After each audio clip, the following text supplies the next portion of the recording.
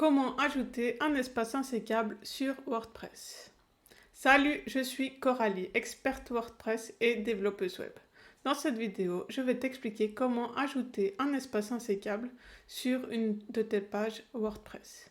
Donc en fait, l'espace insécable te permet de forcer deux éléments ou plusieurs éléments à être sur la même ligne et donc à éviter qu'ils soient coupés par un saut de ligne.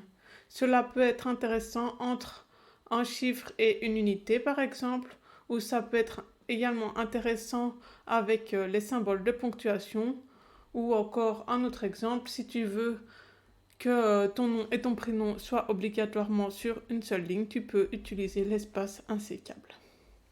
Donc par exemple ici, dans mon titre, j'ai un point d'exclamation tout seul à la ligne, et donc j'aimerais éviter ça. Et également ici, j'ai un symbole euro qui est tout seul à la ligne suivante. Or, j'aimerais faire en sorte que le chiffre et le symbole soient constamment sur la même ligne.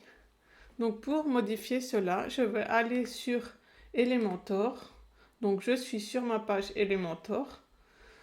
Et ce que je vais faire, donc je vais vous montrer pour les titres et pour les zones texte, car c'est un petit peu différent. On va commencer par l'élément texte. Donc vous êtes dans le texte et donc vous allez cliquer ici sur le bouton texte. Quand vous êtes ici, vous allez copier la balise d'ouverture que j'ai mis en description de la vidéo et la coller avant le premier mot. Ok, maintenant vous allez copier la balise de fermeture et la coller après le dernier mot. Ok, donc là je vois bien que maintenant mon symbole et mon chiffre sont toujours sur la même ligne. Donc ne te trompe pas, il ne faut pas ajouter la balise dans la zone visuelle, sinon tu verras simplement le texte span, etc. écrit ici.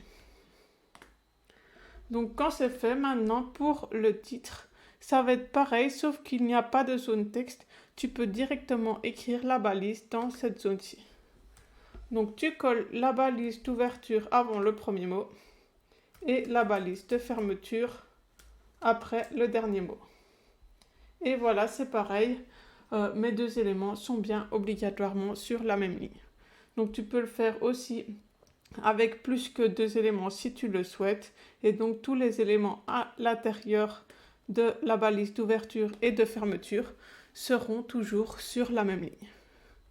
Quand c'est fait, tu mets à jour et puis tu peux retourner voir le résultat sur ta page, donc tu la recharges et mes éléments sont bien sur une seule ligne, peu importe la taille de l'écran.